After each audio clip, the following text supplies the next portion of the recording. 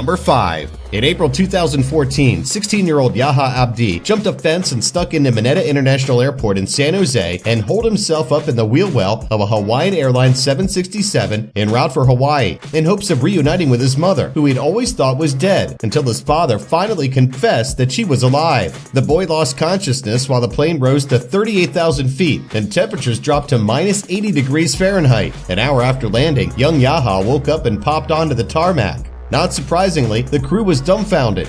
The teen was questioned by the FBI, and apparently his story checked out. Child protection officials took over, he was given a medical exam, and was said to be fine. Number 4. In 2013, another teenager stowed away on a plane. This time it was in Nigeria, when young Daniel Ihekina evaded security at Benin City Airport and hid in the undercarriage of the airplane on a flight to Lagos.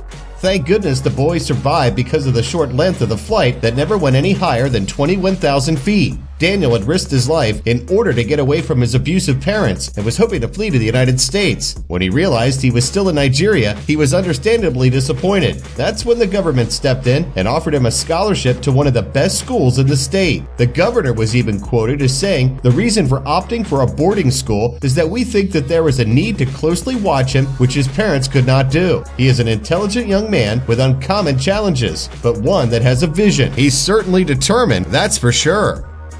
Number 3. The expression #1 fan is often overused and thrown around like it doesn't mean anything, but this guy really took the expression to a whole new level. Tahitian stowaway Fidel Maruhi got into the wheel well of an Air France jet and flew 4,000 miles, 7.5 hours from Papati in French Polynesia over the Pacific Ocean to Los Angeles, just because he wanted to beat soccer superstar Zinedine Zidane. When he was found in Los Angeles, his body temperature was at 26 degrees Celsius or 79 degrees Fahrenheit, which is 6 degrees colder than what's considered fatal. Unfortunately, he didn't achieve his dream and was sent right back to Tahiti.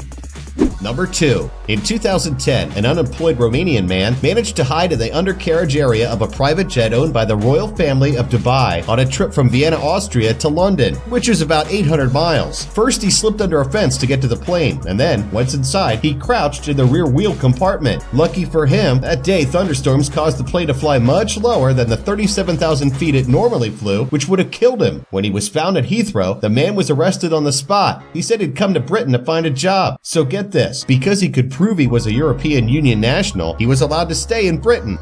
Number 1.